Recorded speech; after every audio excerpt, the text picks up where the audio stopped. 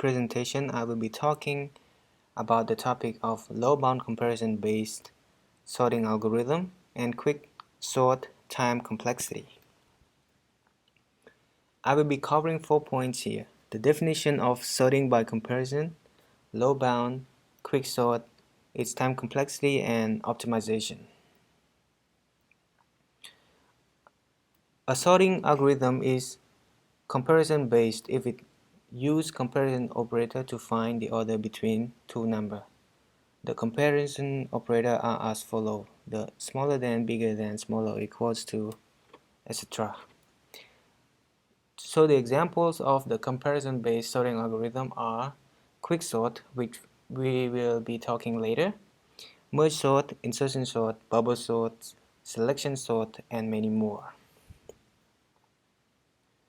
A lower bound for a problem is the worst running time of the best possible algorithm for that problem. Low is like the bottom and bound is like a boundary. So nothing can go lower than that. So imagine if you have two graphs, one is log n and one is n squared. We can say that log n is the lower bound of n squared because n squared cannot go lower than log n. If you look at the photo, we have a red line representing a function of 1000 log times log n, and the blue indicating function equation n. We can see that the red line is larger than the blue line for a certain amount of n because of the 1000 here. But as n is getting bigger and bigger, somehow the red line is smaller than the blue line. So basically it doesn't matter if we multiply log n with a million. At some n, the blue line will be greater than the red line. Therefore, we can say that the worst case running time for f of n is big omega log n. Let's look at an example of a list A with n equals to 3 elements. To sort this list, we will use the decision tree. Here's the decision tree that I already made. First, we compare A1 with A2. If A1 is smaller or equals to A2, then we compare A2 with A3. If A2 is smaller than A3, we got A1 smaller than A2, A2 smaller than A3, so the order is A1, A2, and A3. But if A2 is larger than A3, meaning that A2 is the biggest, we still have to check the relationship between A1 and A3. So if A1 is smaller or equals to A3, we got the order of A1, A3, and A2. Otherwise, we will get A3, A1, and A2. The left side of the tree is like that, and the right side of the tree, we can use the same technique. As you can see, the leaf node are the sorted node, and I wrote it in pink, which is the permutation of the number of elements of the list. So the permutation of 3, we got 6. And the equation, as I remember, it should be 3 factorials. 3 factorial equals to 6. Yeah, so the permutation of the number of the list here is n factorials. Our tree needs maximum 3 comparisons for the list to be sorted. As you can see, 1, 2, 3. The maximum is 3 for the list to be sorted, which is also the height of our tree. Our tree could have maximum leaf node of 2.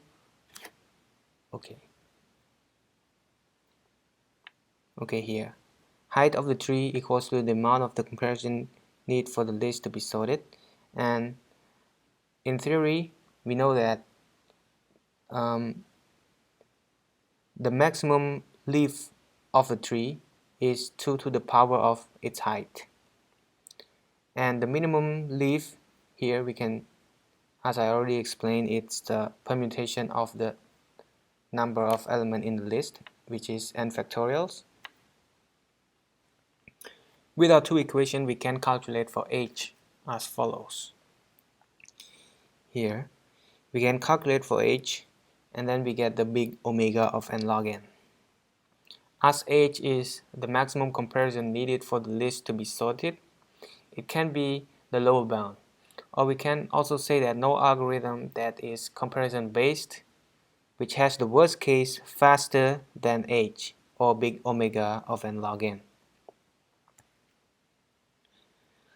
Moving on to quicksort, we will talk about, when we talk about quicksort, we want to think of a pivot and partitioning. So basically the algorithm is picking a pivot. In the example here, you can see 44 is picked as a pivot, and during partitioning, we compare all other elements in the list with the pivot. Those which are smaller are placed on the left side, and those which are larger are placed on the right side. So all the left side of the pivot are smaller than the pivot, and right side are all larger than the pivot. And we will recursively repeat the left side and the right side as like picking the pivot and then place everything smaller than the pivot on the right side and the bigger is on the left side recursively. And also when we talk about an algorithm, there will be worst and best cases. So we will look at the worst case first. So if we happen to pick the smallest pivot of all the time, like 3, and then all the other value will be on the right side.